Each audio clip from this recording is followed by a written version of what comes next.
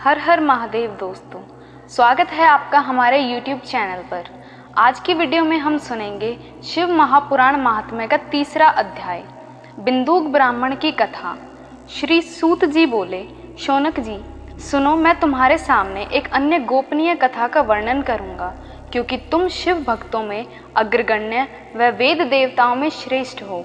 समुद्र के निकटवर्ती प्रदेश में वाशकल नामक गांव है, जहाँ वैदिक धर्म से विमुख महापापी मनुष्य रहते हैं। वे सभी दुष्ट हैं एवं उनका मन दूषित विषय भोगों में ही लगा रहता है। वे देवताओं व भाग्य पर विश्वास नहीं करते। वे सभी कुटिल वृत्ति वाले हैं, किसानी करते हैं और विभिन्न प्रकार के अस्त्र शस्त्र रखते हैं। वे व्यभिचारी हैं। वे इस बात से पूर्णतः अनज्ञान हैं कि ज्ञान वैराग्य तथा सधर्म की मनुष्य के लिए परम पुरुषार्थ है। वे सभी पशु बुद्धि हैं। अन्य समुदाय के लोग भी उन्हीं की तरह बुरे विचार रखने वाले धर्म से विमुख हैं।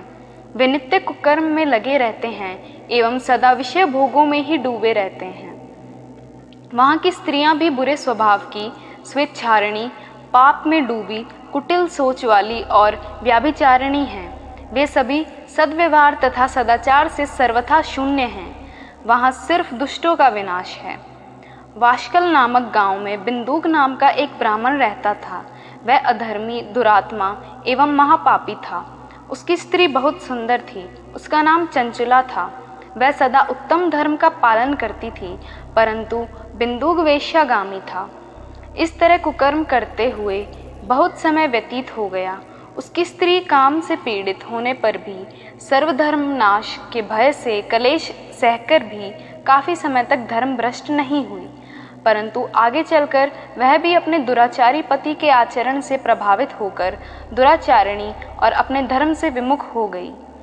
इस तरह दुराचार में डूबे हुए उन पति पत्नी का बहुत सा समय व्यर्थ बीत गया। वैश्यगामी दुष्ट बुद्धि वाला वह दुष्ट ब्राह्मण बिंदुक समयानुसार मृत्यु को प्राप्त हो नरक में चला गया। बहुत दिन तक नरक के दुखों को भोगकर वह मूढ़ बुद्धि पापी विंध्य पर्वत पर भयंकर पिशाच हुआ। इधर उस दुराचारी बिंदुक के मर जाने पर वह चंचला नामक स्त्री बहुत समय तक पुत्रों के साथ अपने घर में रहती थी। पति की मृत्यु के बाद वह भी अपने धर्म से गिरकर परपुरुष का संग करने लगी थी।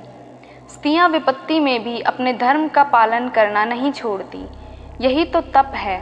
तप कठिन तो होता है, लेकिन इसका फल मीठा होता है। विषयी इस सत्य को नहीं जानता, इसीलिए वह विषयों में विषफल का स्वाद लेते हुए भोग करता है। एक दिन देवयोग से किसी पुण्य पूर्व के आने पर वह अपने भाई बंधुओं के साथ गोकर्ण क्षेत्र में गई। उसने तीर्थ के जल में स्नान किया एवं बंधुजनों के साथ यत्र तत्र घूमने लगी। घूमते घूमते वह एक देव मंदिर में गई। वहाँ उसने एक ब्राह्मण के मुख से भगवान शिव की परम पवित्र एवं मंगलकारी कथा सुनी। कथावाचक ब्राह्मण कह रहे थे कि जो स्त्रियां व्याभिचार करती हैं, वे मरने के बाद जब यमलोक जाती हैं, तब यमराज के दूत उन्हें तरह तरह की यंत्रणा देते हैं। वे उसके कामांगों को तप्त लोह दंड से दागते हैं। तप्त लोह के पुरुष के संग उसका संसर्ग कराते हैं। ये सारे दंड इतनी वेदना देने वाले होते हैं कि जीव पुकार पुकार कर कहता है कि अब वह ऐसा नहीं करेगा, लेकिन यमदूत उसे छोड़ते नहीं। कर्मों का फल तो सभी को भोगना पड़ता है। देव, ऋषि, मुनि सभी इससे बंधे हुए हैं। ब्राह्मण के मुख से यह वैराग्य बढ़ाने वाली कथा सुनकर चंचला भय से व्याकुल हो गई। कथा समाप्त होने पर सभी लोग वहां से चले गए। तब कथा बाँचने वाले ब्राह्मण देवता से चंचला ने कहा, हे ब्राह्मण, धर्म को न जानने के कारण मेरे द्वारा बहुत बड़ा दुराचार हुआ है। स्वामी, मेरे ऊपर कृपा कर मेरा उद्धार कीजिए। आपके प्रवचन को सुनकर मुझे इस संसार से वैराग्य हो गया है। मुझ मूढ़ चित्त वाली पापिनी को धिक्कार है। मैं निंदा के योग्य हूँ। मैं बुरे विषयों में फंसकर अपने धर्म से विमुख हो गई थी। कौन मुझ जैसी कुमार्ग में मन लगाने वाली पापिनी का साथ देगा? यह यमदूत मेरे गले में फंदा डालकर मुझे बांधकर ले जाएंगे और नरक में मेरे शरीर के टुकड़े करेंगे। तब मैं कैसे उन महायातनाओं को सहन कर पाऊंगी? मैं सब प्रकार से नष्ट हो गई हूँ, क्योंकि अभी तक मैं हर तरह के पाप में डूबी रही हूँ। हे ब्राह्मण, आप मेरे गुरु हैं, आप ही मेरे माता पिता हैं। मैं आपकी शरण में आई हूँ, मुझ अबला का अब आप ही उद्धार कीजिए। सूत जी कहते हैं, शौनक जी, इस प्रकार विलाप करती हुई चंचुला ब्राह्मण देवता के चरणों में गिर पड़ी। तब ब्राह्मण ने उसे कृपापूर्वक उठाया।